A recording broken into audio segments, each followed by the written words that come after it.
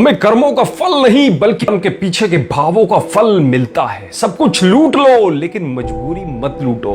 हम कितने मासूम हैं। लॉकडाउन की खबर सुनते ही 2 रुपए का नींबू 10 रुपए में बेचने लगते हैं, 30 रुपए का प्याज 100 रुपए में बेचने लगते हैं, 25 का परवल 80 में बेचने लगते हैं। मरीजों के लिए ऑक्सीजन की कमी सुनते हैं तो ऑक्सीजन की कालाबाजारी शुरू कर देते हैं। हम मरीज को हजारीबाग से रांची पहुंचाने की बात देखते हैं तो 10 से 15 हजार रुपए मांग बैठते हैं। बनारस से गाजीपुर के लिए 10,000 मांगते हैं, मिर्जापुर से बनारस के लिए 5 से 10,000 मांगते हैं, नोएडा से दिल्ली के लिए 5,000 मांगते हैं। दम तोड़ते मरीजों की दुर्दशा देखते हैं तो रेमडेसिविर इंजेक्शन में पैरासीटामोल मिलाकर बेचने लगते हैं। हम जब मरीजों पर जान की आफत देखते हैं तो लाखों का बिल बनाकर चूसना शुरू कर देते हैं। हम मरीजों के लिए जरूरी दवाओं के नाम जानते हैं, फिर उनको स्टोर करना शुरू कर देते हैं। वास्तव में हम बहुत मासूम हैं या फिर लाशों का मांस नोचने वाले गिद्ध हैं। गिद्ध तो मरने के बाद अपना पेट भरने के लिए लाशों को नोचता है, पर हम तो अपनी तिजोरियां भरने के लिए जिंदा इंसानों को ही नोच नोच कर खा रहे हैं।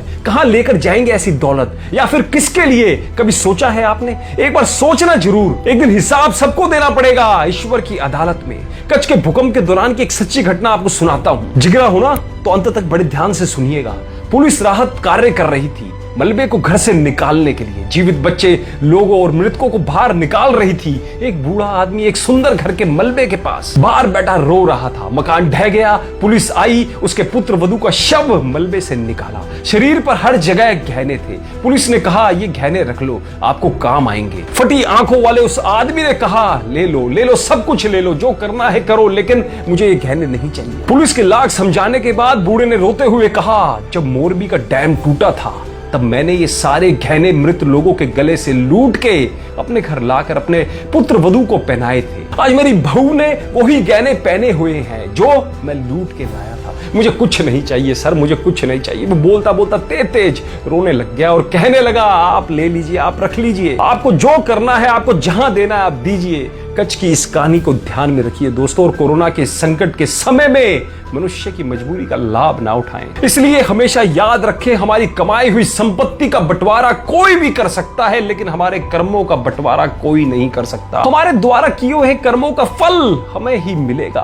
कर्म की गठरी लाद के जग में फिरे इंसान, जैसा करे वैसा भरे, विधि का यही विधान। कर्म करे किस्मत बने, कर्म करे किस्मत बने, जीवन का ये मर्म।